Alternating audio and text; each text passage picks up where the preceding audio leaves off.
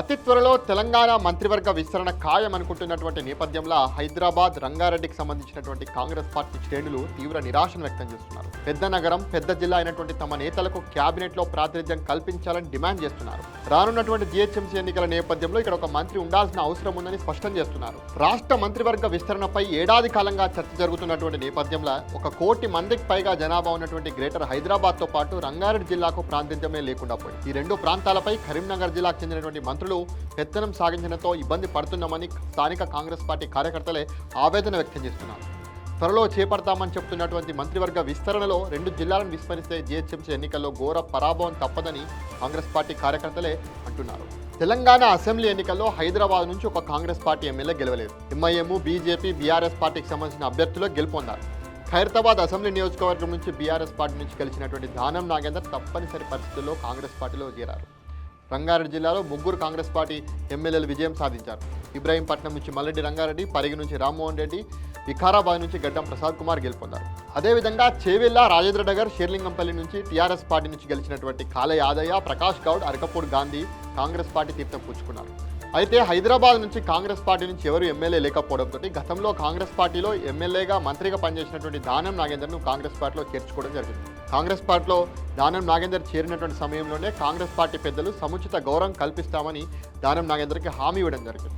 అయితే నెలలు గడుస్తున్నా మంత్రివర్గ విస్తరణ ఊసులేకపోవడము, తన నియోజకవర్గంలో ఇతర కాంగ్రెస్ పార్టీ నాయకుల పెత్తనంతో దానం నాగేందర్ ఒకంత ఆగ్రహానికి గురయ్యారనే వార్తలు వచ్చాయి.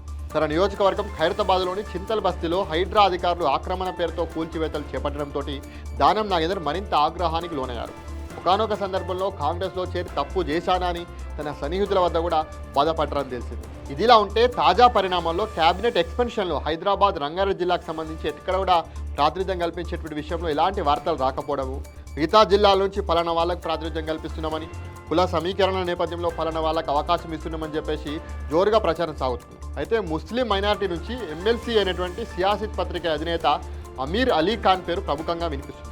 అయితే ఎంఐఎంతో సాన్నిహితమైనటువంటి నేపథ్యంలో కాంగ్రెస్ అధిష్టానం అమీర్ అలీ ఖాన్కి అవకాశం ఇవ్వకపోవచ్చనే వాదన కూడా ఉంది. ఒకవేళ అమీర్ అలీ ఖాన్ కనుక మంత్రి పదవి ఇస్తే కనుక గ్రేటర్ ఎన్నికల్లో కాంగ్రెస్కు ప్రతికూల పరిస్థితులు వస్తాయని చెప్పేసి కాంగ్రెస్ పార్టీ సీనియరే వ్యాఖ్యానిస్తున్నారు. అయితే జీహెచ్ఎంసీ పాలకవర్గం ఈ సంవత్సరం ఆఖరితో ముగుస్తున్నది. ఆ వెంటనే ఎన్నికలు నిర్వహించకపోయినా మరో 6 నెలలకైతే ఖచ్చితంగా నిర్వహించాలి. ఆలోపు కాంగ్రెస్ పార్టీ శ్రేణుల్ని, కాంగ్రెస్ పార్టీని సమాయత్తం చేసి సిద్ధం చేయాల్సినటువంటి బాధ్యత ముఖ్యమంత్రి రేవంత్ రెడ్డి పైన ఉంటుంది. గ్రేటర్ హైదరాబాద్కు మంత్రివర్గంలో చోటు ఇవ్వకుండా ఎన్నికల్లో ఏం ప్రచారం చేస్తారని కాంగ్రెస్ పార్టీ కార్యకర్తలే అనుకుంటున్నారు. అయితే రంగారెడ్డి జిల్లా నుంచి ప్రాతినిధ్యం వహిస్తున్నటువంటి ప్రసాద్ కుమార్ను అసెంబ్లీ స్పీకర్గా ఎంపిక చేశారు. జిల్లా నుంచి సముచిత స్థానం దక్కిందని కాంగ్రెస్ పార్టీ కార్యకర్తలు, నాయకులు సంబరపడ్డారు. మరో మంత్రి పదవి కూడా వస్తుందని చెప్పేసి అనుకుంటున్నారు. కానీ ఏడాదిన్నర అవుతున్న ఉలుకు పలుకు లేదు. ఇక్కడ నుంచి ఇబ్రాహీంపట్నం ఎమ్మెల్యే మల్రెడ్డి రంగారెడ్డి, పరిగి ఎమ్మెల్యే రామ్మోహన్ రెడ్డి, కాలే యాదయ్యలు కూడా మనకు ఇక్కడ పదవులు ఆశిస్తున్నారు. చేవెళ్ల ఎమ్మెల్యే కాలే యాదయ్య మాదిగ కులం కోటలో మంత్రి పదవి కోసం ప్రయత్నాలు చేస్తున్నట్టు కూడా మనకు సమాచారం. ఇంత పెద్ద జిల్లాకు ఒక్క స్పీకర్ పదవి ఇస్తే సరిపోతుందని రంగారెడ్డి జిల్లాకు సంబంధించిన కార్యకర్తలే ప్రశ్నిస్తున్నారు.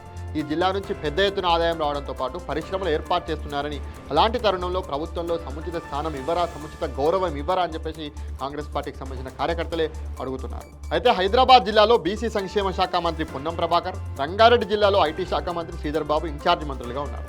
అయితే కరీంనగర్ జిల్లాకు చెందినటువంటి ఇద్దరిని కూడా రేవంత్ రెడ్డి నియమించారు. అయితే వారి ఆధిపత్యం కోసం హైదరాబాద్, రంగారెడ్డి జిల్లాల నుంచి క్యాబినెట్లో ప్రాతినిధ్యం లేకుండా చేస్తున్నారని చెప్పేసి స్థానిక కాంగ్రెస్ పార్టీ కార్యకర్తలు, నాయకులు ఆక్రోశం వ్యక్తం చేస్తున్నారు. తమకు ఏదైనా ఇబ్బంది వస్తే ఏ మంత్రి వద్దకు వెళ్ళాలో అర్థం కావడం లేదని చెప్పేసి కాంగ్రెస్ పార్టీ కార్యకర్తలే అంటున్నారు. గతంలో మాదిరి బీఆర్ఎస్, ఎంఐఎం ఎమ్మెల్యేల హవా నడుస్తుందని చెప్పేసి ఆవేదన వ్యక్తం చేస్తున్నారు. అయితే మున్ముందు జరిగేటువంటి ఎన్నికలకు ఎలా వెళ్తారో అని చెప్పేసి కాంగ్రెస్ పార్టీ కార్యకర్తలే ఆవేదన వ్యక్తం చేస్తున్నారు. తమ సహాయ సహకారాలు లేకుండా గ్రేటర్లో పార్టీ కార్పొరేటర్లను ఎలా గెలిపించుకుంటారని చెప్పేసి, గెలిపించుకోవడం కూడా అంత సులువు కాదని చెప్పేసి తేల్చి చెప్తున్నారు. ఇప్పటికైనా ముఖ్యమంత్రి రేవంత్ రెడ్డి, ఢిల్లీ కాంగ్రెస్ పెద్దలు ఆలోచించాలని, గ్రేటర్లో మంత్రి పదవి ఇవ్వాలని చెప్పేసి కాంగ్రెస్ పార్టీ నేతలు అనుకుంటున్నారు.